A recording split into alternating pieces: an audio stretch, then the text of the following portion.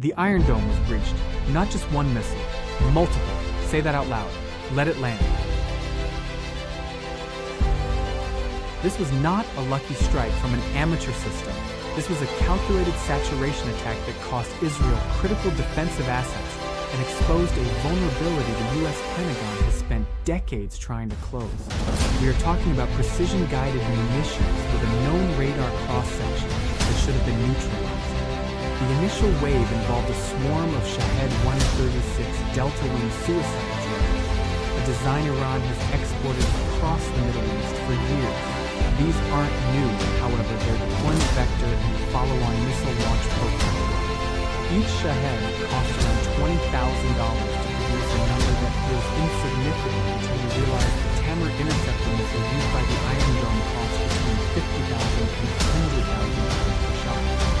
Now understand what this means. This isn't just about the physical impact, it's about the economic sustainability of modern air defense. The cost equation alone makes this operation a strategic victory for Iran before any warhead even lands.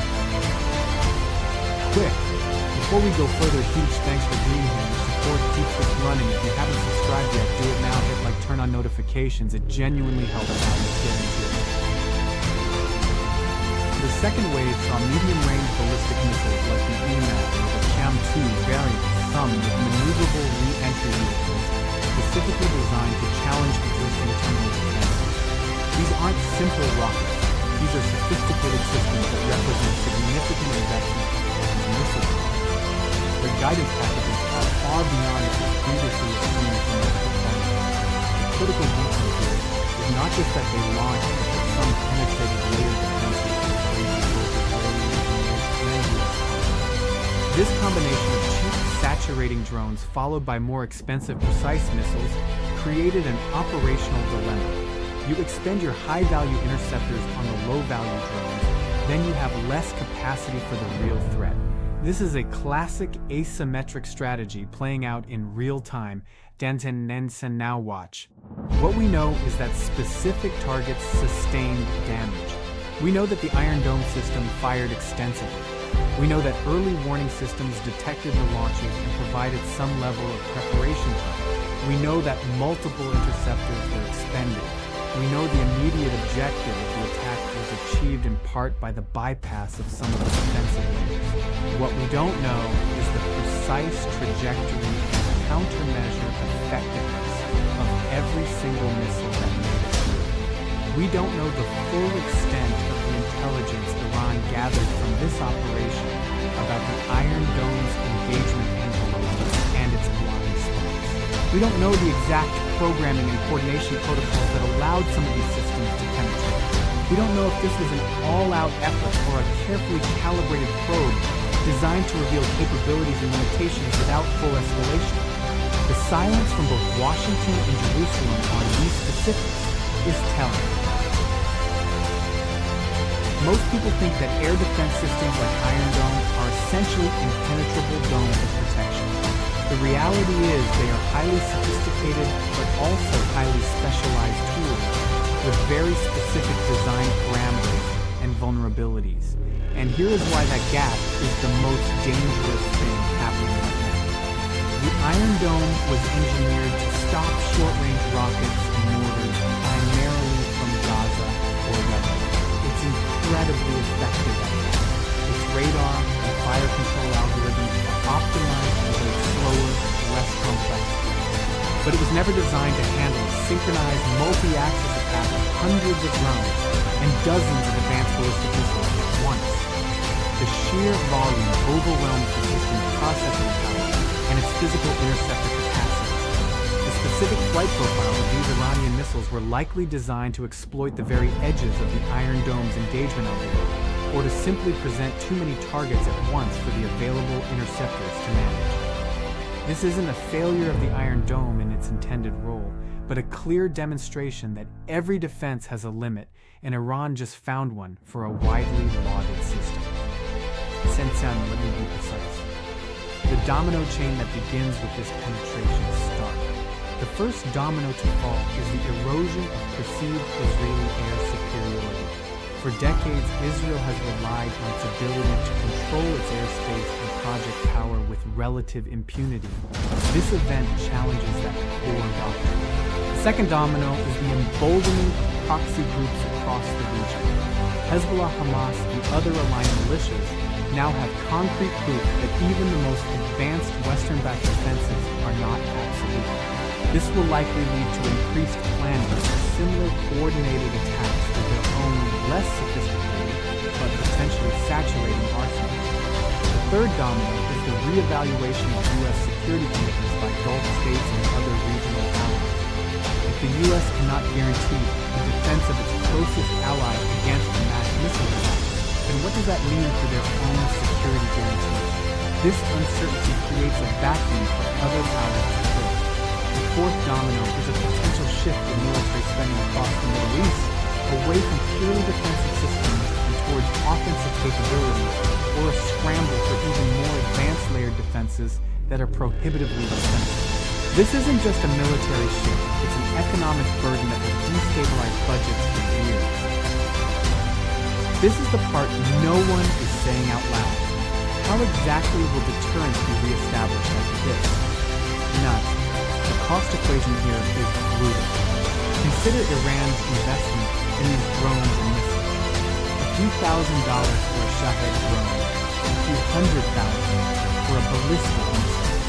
The total cost of the attacking force might have been in the low tens of millions of dollars. The cost for Israel to defend itself from near interception could easily have exceeded several hundreds of millions of dollars in a single night. This is economic warfare by proxy. Every time Iran launches a barrage, it forces Israel to expend an exponentially greater amount of resources to defend. Over time, this is unsustainable. You cannot defend against a $1,000 drone with a $100,000 missile forever. The defender is always on the wrong side of that economic curve. This asymmetric cost is a deliberate strategic choice by Iran to bleed its adversaries economically while still achieving tactical objectives. And then now. Understand what this means for China and Russia. They are watching this with intense focus. This isn't abstract thinking. China is specifically analyzing the effectiveness of a saturation drone and missile attack against advanced U.S.-backed air defense systems as a blueprint for a potential scenario around Taiwan. They are looking at the operational tempo, the command and control structures, and the countermeasures deployed, and the overall penetration. This offers invaluable data for their own invasion planning and for their anti-access area denial strategy. Russia likewise sees this as a proof of concept of overwhelming NATO air defense. They are studying how a less technologically advanced adversary can negate the technological superiority of a Western-equipped military through sheer volume and layered attack methods. This validates their own doctrine of massed fires and the use of cheaper drones to soften up defenses for more potent missile strikes. This event is a live fire exercise for two of America's primary geopolitical rivals. We have seen this mechanical challenge before.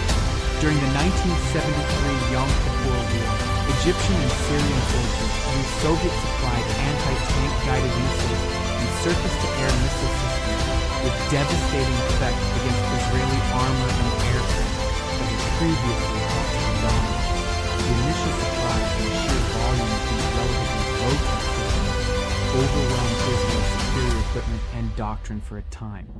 It wasn't that the Israeli tanks or jets were suddenly obsolete, but that the battlefield had fundamentally shifted to favor a different approach.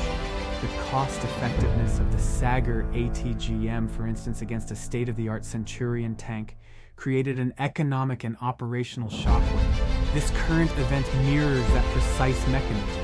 A technologically inferior but strategically intelligent adversary leveraging volume and cost asymmetry to undermine perceived superiority and create operational shock. That is not an accident. That is a doctrine. Da'chanan. Here is what that tells you. This conflict now presents two distinct paths forward. Path one is a direct and forceful escalation. This morning after would see immediate retaliatory strikes aimed at Iranian missile facilities or command centers. The oil price would spike dramatically, potentially reaching over $150 a barrel as the markets brace for regional war. American and Israeli alliances would be tightened in the short term, but with growing internal dissent over the prospect of a wider conflict. The Iranian government would rally its population around a narrative of national defense against a foreign aggressor, solidifying internal support despite any losses. The American president would have to address a joint session of Congress outlining a strategy for sustained military engagement and likely requesting significant supplementary defense appropriations. The goal would be to reestablish deterrence through undeniable force. And path 2 is a strategic de-escalation, a period of calculated restraint and diplomatic maneuvering. This morning after would see official condemnation, but a lack of immediate overt military response. Oil prices might fluctuate, but would stabilize as the market breathes a sigh of relief at the absence of direct kinetic engagement. Iranian state media would declare a decisive victory, touting the successful penetration of air defenses and the humiliation of the U.S. and Israel. This would be presented as a new era of regional power security. The U.S. would quietly begin a massive reevaluation of its air defense doctrines and regional force posture, potentially deploying even more advanced systems or re-emphasizing offensive strike capabilities as the primary deterrent. The American president would emphasize diplomatic solutions and coalition building aiming to isolate Iran while subtly reinforcing regional security without direct confrontation. The goal here would be to avoid a wider conflict and regain strategic initiative without public escalation. This is not simple. Both paths carry immense risks. The question remains, how will deterrence be reestablished? One side has proven a capability to penetrate. The other has seen a vulnerability exposed. The true test is not just about the missiles that landed, but about the confidence that has been shattered. The balance of power has shifted not with a bang, but with the quiet hum of drones flying unmolested and the distinct thud of unintercepted ballistic missile impacts. One side understands the economic grind of perpetual defense. The other has just revealed its strategy for exploiting it.